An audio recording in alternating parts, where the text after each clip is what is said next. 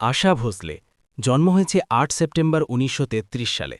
ভারতীয় চলচ্চিত্রের অন্যতম প্রভাবশালী এবং বহুমুখী সঙ্গীতশিল্পী। তার জীবন ছিল দীর্ঘ সংগ্রাম এবং সাফল্যের এক অনন্য সংমিশ্রণ।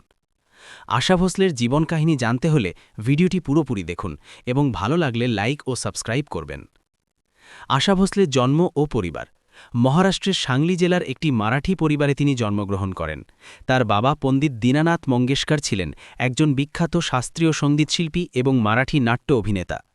শৈশবের সংগ্রাম। মাত্র ৯ বছর বয়সে বাবাকে হারান তিনি।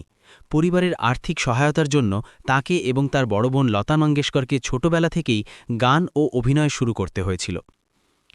আশা ভোসলের সঙ্গীত জীবন হিসেবে অভিষেক করেন ১৯৪৩ সালে।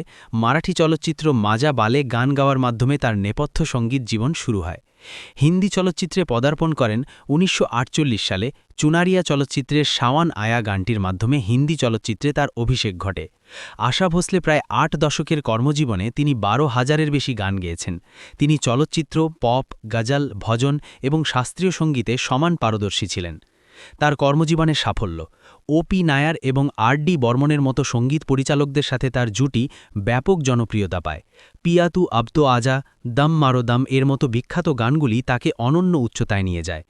আশা ভোসলের প্রথম বিবাহ হয় মাত্র ১৬ বছর বয়সে। তিনি পরিবারের অমতে ৩১ বছর বয়সী গণপত রাও ভোসলেকে বিয়ে করেন। এই বিয়ে সুখের হয়নি এবং ১৯৬০ সালে তারা পৃথক হন। পৃথক হওয়ার পর দ্বিতীয় বিবাহ করেন। ১৯৮০ সালে তিনি প্রখ্যাত সঙ্গীত পরিচালক রাহুল দেব বর্মনকে বিয়ে করেন। তারপর তার জীবনে ব্যক্তিগত শোক আসা শুরু করে, যার মধ্যে ছিল কন্যা বর্ষা এবং পুত্র হেমন্তের অকাল মৃত্যু। তিনি গিনিস রেকর্ড করেছেন।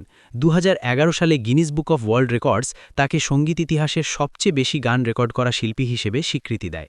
তিনি দাদাসাহেব ফালকে পুরস্কার ২০০০ সালে, পদ্মবিভূষণ ২০০৮ সালে এবং বহু ফিল্মফেয়ার পুরস্কার পেয়েছেন।